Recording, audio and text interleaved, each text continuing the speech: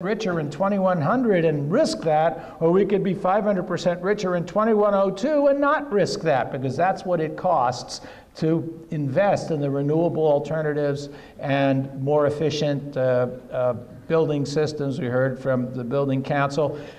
It turns out that the amount of money it costs to make those investments in mitigation and efficiency are typically estimated by economists making what I believe to be very unfavorable assumptions, which I will give them, at least I'll grant it for this minute, $10 trillion over the course of this century in present value.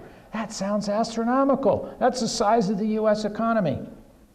But it's trivial. How could it be trivial if it's the size of the US economy? The West Wing has told us climate policy would bankrupt the American economy because they forgot something.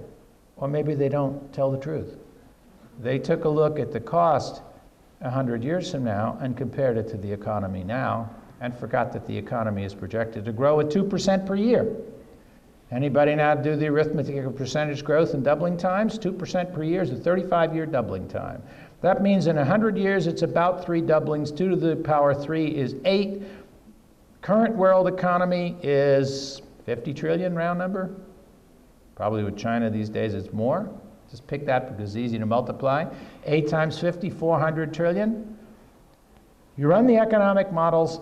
You have the increased cost of energy under the assumption that solar machines and efficiency are more expensive than coal and oil. That's not even guaranteed to be true. In fact, it's unlikely to be true as we invest in alternative technology and development. But let's buy current prices when it's still true. And if you do that and you add it all up, and you come out typically with a loss of somewhere between nothing and 3% of GDP. So pick 2%.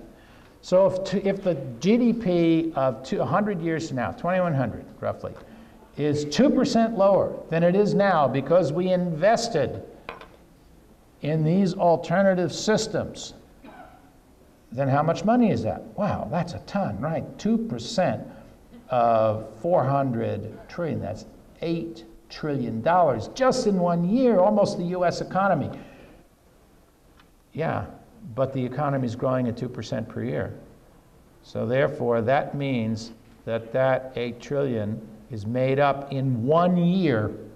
So we have a delay time of 1 year to be 500% richer with, say, 450 parts per million of CO2. That's close to where we are now.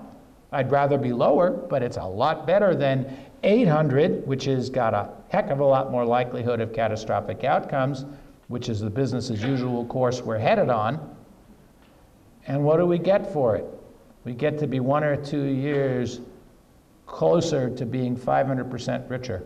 You tell me that isn't a damn cheap insurance policy for planetary sustainability. The problem is it's not equal for coal miners, big car workers, people in countries that haven't had their share. Climate change is not, frankly, an economics problem. It's an ethics problem about redistribution.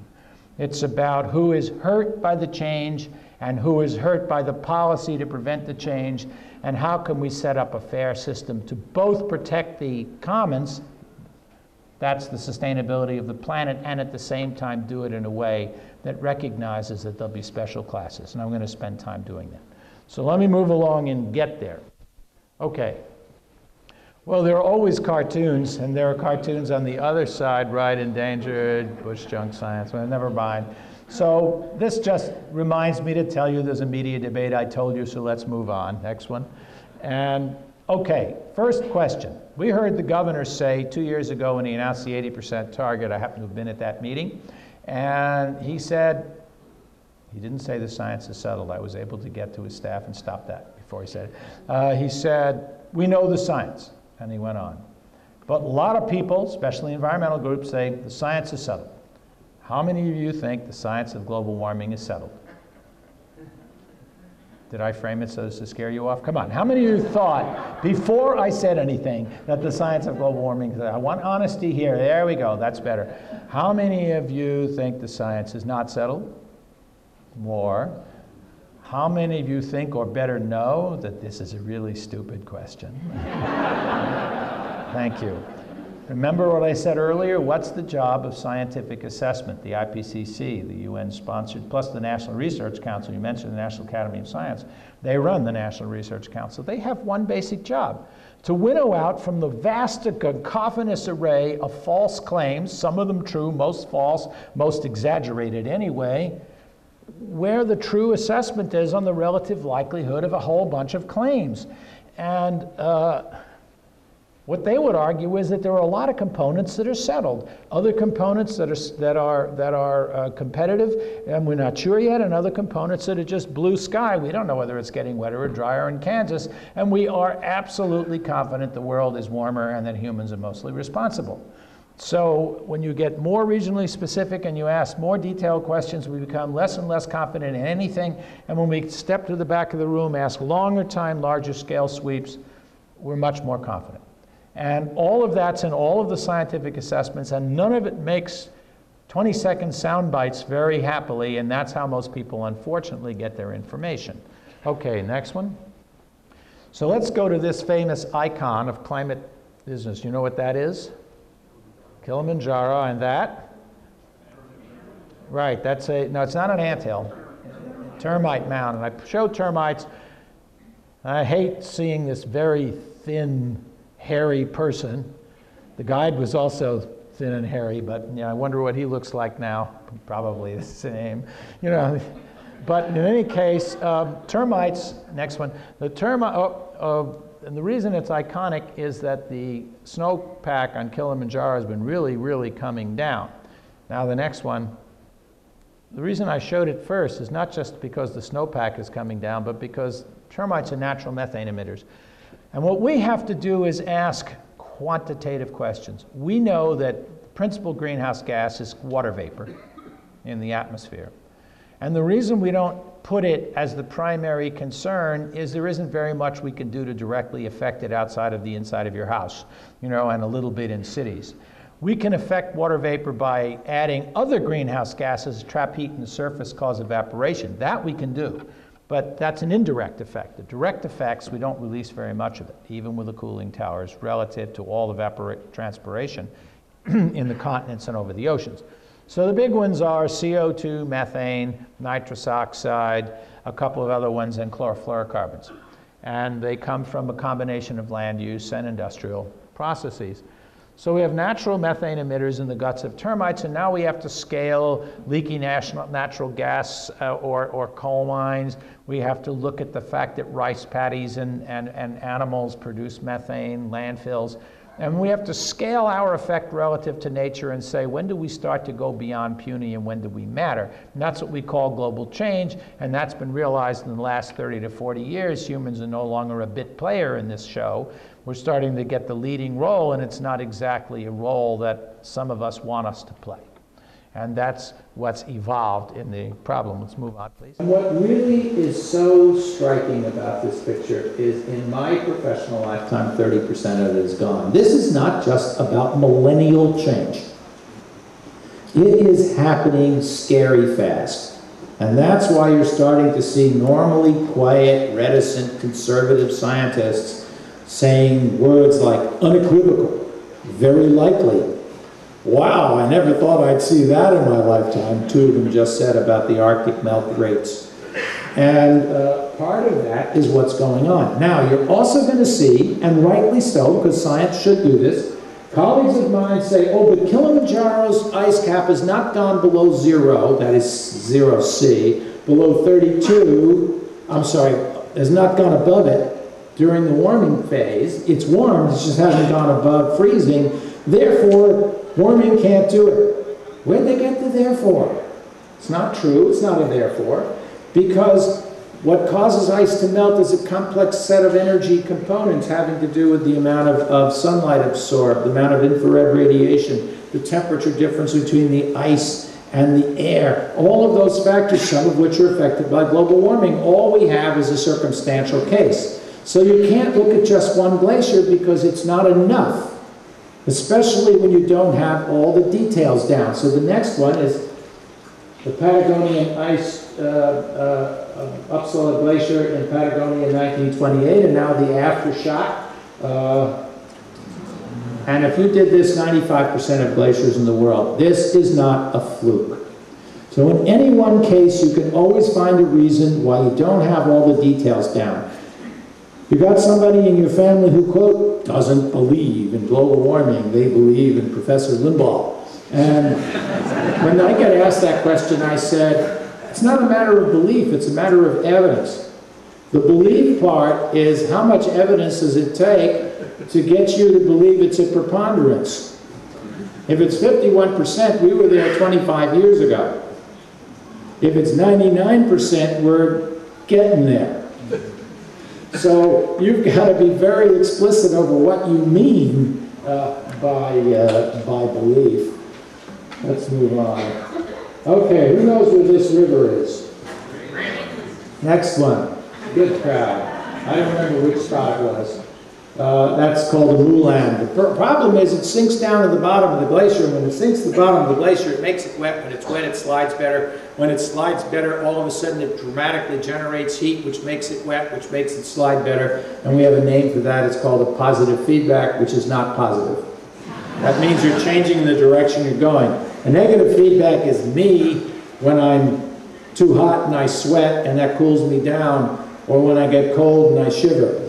Another positive feedback is when you learn how to ski, and which I learned when I was a kid, and they told me that, remember, you always sink your knees and when you get in trouble. Yeah, right, easy to say. You know, so you go out there in the slope and everything's fine, and then you hit the steep part. You know, that's like global warming curve accelerating. You hit the steep part, and then, oh, I know what to do. I'm just going to bend my knees, except you do that, and you cross the skis, and you go flying at high speed. So the next time you say, oh, now I'm really confident, you start going fast, and you get scared, and you get stiffer and stiffer, and the skis start running faster and faster until you have what we call a nonlinear event. That's a positive feedback, not very positive. Amplification in the same direction. You know that positive and negative feedbacks exist. There are dozens of them in the climate system when you include ecology, when you include biogeochemistry, when you include atmospheric chemistry and dynamics. And when all of that stuff gets in there, there's about a factor of 3 uncertainty in how much the Earth warms up if you doubled CO2. We call that the climate sensitivity. Somewhere between, in fact, it's more like a factor of 4, from 1 to 4, and you could even stretch it from 0.5 to 6 or 7 if you wanted to allow it to be in 1% to 99%. And a lot of people wouldn't take a 1% chance of a life-threatening outcome. So when somebody said, oh no, 1%, I'd take that. Oh really? 500 of you are on a 747. 1% is 5 people. Only 1% are going to be detained by the TSA for 4 days, interrogated, have their bank accounts checked and all that. How many of you are not even going to beat you up, right? Or worse. Or take a picture and put you in the paper. Nothing really bad. How many would get on a plane with that? I don't know. Unless it was something really critical, you probably wouldn't. You'd make the cost-benefit trade-off. 1%, when we're talking about dire consequences, not a trivial number. And don't let people try to pretend it is. Can we go back? Okay, so now I'm flying over Greenland last fall, and these are the outlet glaciers that are disappearing, just so you know what it actually looks like. You can't tell anything. You don't know whether that's normal. All you know is that I'm fooling you by showing you a breaking up glacier. I am not the one who did the time series. I'm just showing you what it looks like. Yes, this glacier is breaking up. Okay, next one. Now, this is United's little navigator, so I took a picture. Now we're in the middle of the ice sheet. You know what theory says? You're going to add snow on the top. Why? Because when you warm up the atmosphere, it can hold more moisture. That's a chemical principle called Clausius-Clapeyron relation. Therefore, all the models have predicted that as we warm up, we're going to add snow on the top of Antarctica and Greenland. We're going to knock it off the sides. So the question is the rate. Remember, it's all about rates. Add some on the top. That's going to lower sea level. Cut it off the side. Cut it off the sides. It's going to raise sea level because when you cut it off the sides, it runs in the oceans and floods the ocean. Who wins? Okay, let's go on. So that's what it looks like in the center of the ice sheet. You don't see anything. You know what you're looking at? That's the contrail. That's the shadow of the smoke back from the airplane. Go ahead. Now we're on the other side and it's busted up again. What it turns out is that the margins are melting much faster than the top is growing. How do you measure that? They do it with satellites and with satellite radar and other things, and LIDAR. until we had those techniques recently, you couldn't really tell. So that's why IPCC has increased the confidence with which it expresses serious occurring change, and why you hear these scary statements from normally very placid, conservative scientist types. Next one. So you've seen this, the 92 versus now. Here's one that's only 2 years old. Next one. And the red is where it's never been observed before. Now, how do you know the first recorded melt? Because you can sink a core in there and you can see if it's happened before. This is new. This is not just a fluke. This is not just, oh, it's just nature's variable. How many times have you heard that, you know, from Aunt Jane? You know, oh, who heard it from Rush? You know, and it's all there. This is dramatic, and Conrad Stefan from Colorado, when he gave a talk on this in last fall, it was spring actually, because I was in Sydney, and he said, it's scary. That's a scientist. That's not a standard, you know, word. I was going to ask him what was the probability it was scary, but okay, I was a nice guy, and at that time. And that's part of it, the melting on the margins, and yes, there's still a little buildup up on the top right now. Okay. This is the, every year it fluctuates. Oh, it's all natural fluctuation. Well, if you pick a 5-year period, hey, look, snow's going the wrong way from 1997 no, I mean, what is that? 1987 to 98, went the wrong way. Obviously, there's nothing going on.